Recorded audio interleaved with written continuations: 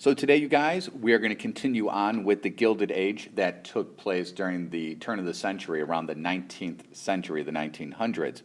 Today, we're going to learn about Andrew Carnegie, the Steel Man, and I want to start off with the graphic organizer. Now, I have this for you on paper, and I'm going to go through it very quickly, so as you're listening to the reading, you can look for this information and you can start adding it into your chart. So pay attention to what I'm explaining here carefully so you know what to look for. First things first, the background information.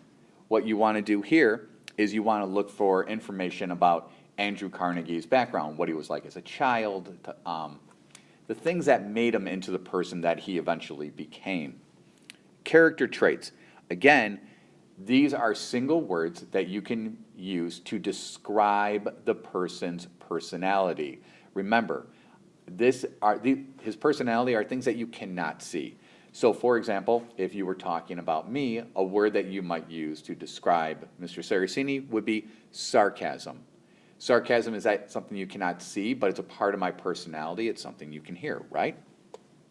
His money, how he made it.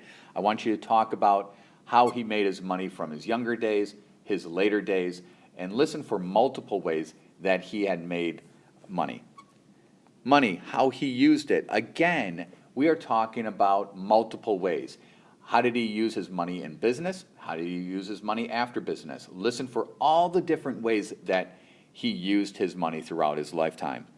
And then epitaph. Again, this is what you would write on somebody's tombstone. What is a very short sentence that you could use that would describe his overall entire life? With that being said, let's get started on the reading of Andrew Carnegie. Keep this graphic organizer in front of you, and as I'm doing the reading with you, if you hear information that you can add into your graphic organizer, please pause it and put the information into your chart. Now, as I'm reading, it's important for you to also follow along so you can understand what it is that I'm reading to you. Right here, this is a picture of Andrew Carnegie on the left and his brother Thomas. They were dressed as a photographer. Andrew worked in the office of Pittsburgh Cotton Factory. Andrew Carnegie was born in a stone cottage in Dunfermline, Scotland in 1835.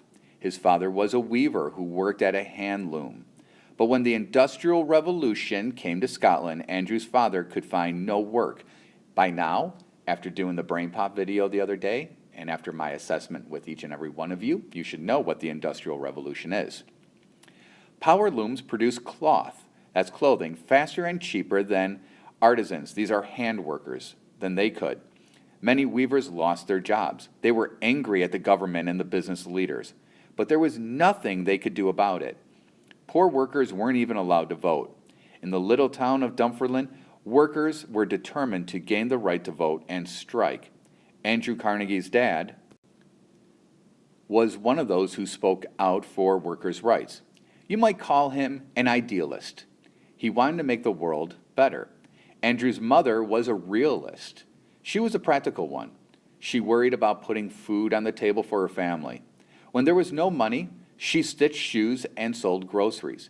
She was the one who sold the family's few belongings and decided that they should filt out of Scotland and head to America.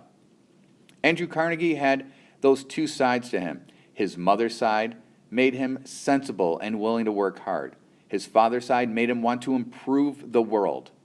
There was another important influence on Carnegie. It was his uncle George. George Lauder loved poetry, and he read the words of Robert Burns and William Shakespeare to his nephew. When Carnegie got to be rich, very, very rich, he could still recite Shakespeare. He had great writers and thinkers as friends, and Carnegie could talk with them in ways his fellow millionaires would never have understood. But while he was getting rich, he didn't seem to worry much about the working people who were laboring for him. He forgot his father's troubles. What he did was work hard for himself, use his imagination and intelligence, and take every chance that came his way. His first job in Allegheny, Pennsylvania, was a bobbin boy in a textile factory. Remember, textiles are clothing. We learned that from the Civil War unit. He worked from 6 in the morning until 6 at night and was paid $1.20 a day. He was 12 years old. A year later, he heard that a messenger boy was needed at the new telegraph office in Pittsburgh. He got the job and set out to be the best messenger boy in town. Soon he knew all the streets and buildings by heart. He watched the telegraph operators and taught himself Morse code. These are messages that were sent on wires with that code. Then he learned to decipher the code from the clicking sound in the telegraph without needing the tape printer. No one else in Pittsburgh could do that. One day, Andy found a check for $500 on the street. He turned it over to those who could find the owner. A newspaper, the Pittsburgh Gazette, wrote a story about him. It called him an honest little fellow, and that impressed Thomas A. Scott, who was soon to become a leading railroad man.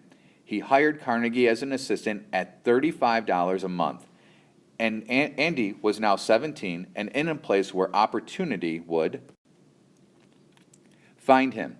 When it did, he was ready to grab it. He learned about capital. Capital is money, and how to use it to get businesses started. He learned to put money to work. He invested in railroads, railroad sleeping cars, bridges, and oil derricks. By the time he was 33, guess what? He was rich. Then he wrote himself a note. So far, it was his mother's side that he had followed. At 33, he remembered his father's idealism. He wrote that he would work for money for 2 more years. Then he would work to help others. What Carnegie said in this letter, this is in quotes, "No idol is more debasing than the worship of money," wrote Carnegie. 2 years later, he must have forgotten that note, or maybe the lure of money was just too strong. He kept working hard and getting richer and richer. He entered the iron business and soon realized that steel was a metal of the future. At this point, you guys, steel was not yet developed, and it was available, but it was so expensive. Carnegie became the king of American steel industry, and soon American steel dominated the world. Carnegie Steel Company was very profitable. It used the best, most efficient machinery and kept wages very low. Carnegie's workers, men who were like his dad and uncle, earned very little. Little for their families was awful. The writer Hamlin Garland visited a steel town and wrote this: "The streets were horrible, the buildings poor, the sidewalks sunken and full of holes. Everywhere the yellow mud of the streets lay kneaded into sticky masses through which groups of pale, lean men slouched in faded garments." When salaries were cut at Carnegie's Homestead Steel Mill in Pennsylvania, the workers went on strike. Carnegie's manager, Henry Clay Flick, refused to talk to the strikers. Instead, he sent in Pinkerton detectives. Pinkerton was the name of a company that supplied armed guards. They were called detectives, but really, they were just men with guns. 20 strikers were killed. So were 4 detectives. Andrew Carnegie was vacationing in Scotland. Had he forgotten his origins, where he came from? If you saw the way he lived, you would say so. He owned a castle in Scotland. Look for it on page 13. And houses in America that seemed like palaces. He lived like a prince, while many who worked for him lived like paupers. These are extremely poor people. Then the most successful banker in America, J. Pierpont Morgan, offered to buy Carnegie out. It was 1901, 9 years after the Homestead strike, and Carnegie was 66 years old.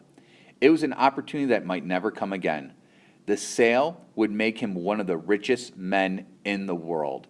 And this was an obsession of Carnegie's. He wanted to be richer than anyone. At first, he hesitated. Perhaps he didn't know what he would do with himself if he was no longer running a business empire.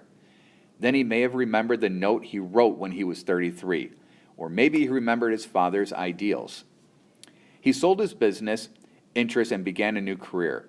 It was the business of giving away his money. When you're as rich as Andrew Carnegie, that is a big job, especially if you want to do it well, which he did. He wrote that, and this is in quotes, "The man who dies thus rich dies disgraced. He said that millionaires had a duty to distribute their wealth while they were still alive. He didn't want to be disgraced. He didn't want to die disgraced, and he didn't. He began building libraries in towns all across the country, 3,000 of them, costing nearly $60 million. He gave to an institute to promote peace, and to another to improve teaching, and to another that was to attempt to make the world better. He gave away almost all of his riches. Not long before he died, he turned to his private secretary and asked, "How much did you say I given away?" Pointing. Her response, $324,657,399 came the answer. "Good heavens," said Carnegie, "where did I ever get all that money?" Now, making steel is a really important concept to understand because Andrew Carnegie changed the steelmaking industry forever. At one point, steel was extremely expensive to produce, and only like silverware and jewelry was made out of steel. But because of Carnegie, it became very inexpensive. So how do you make steel? For thousands of years, men and women used iron as their most important and useful metal. Long, long, long ago, someone may have built a fire on top of some iron ore. The heat of the fire, the ore, and the sands of the earth may have combined to form a lump of metal.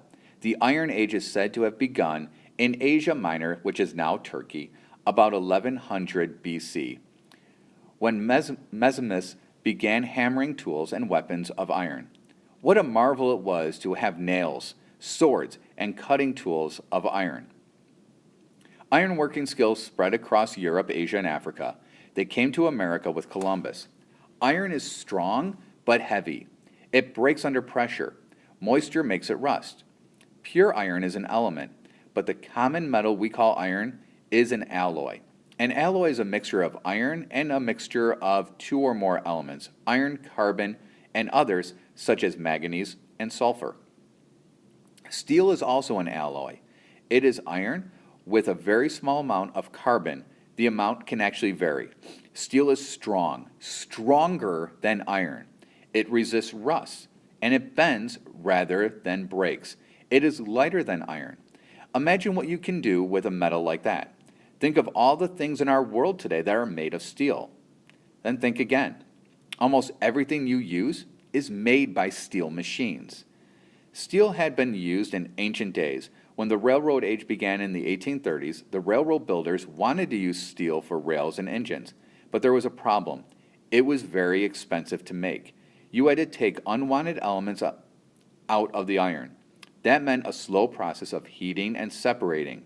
You began with a huge quantity of iron and were left with a small bit of steel.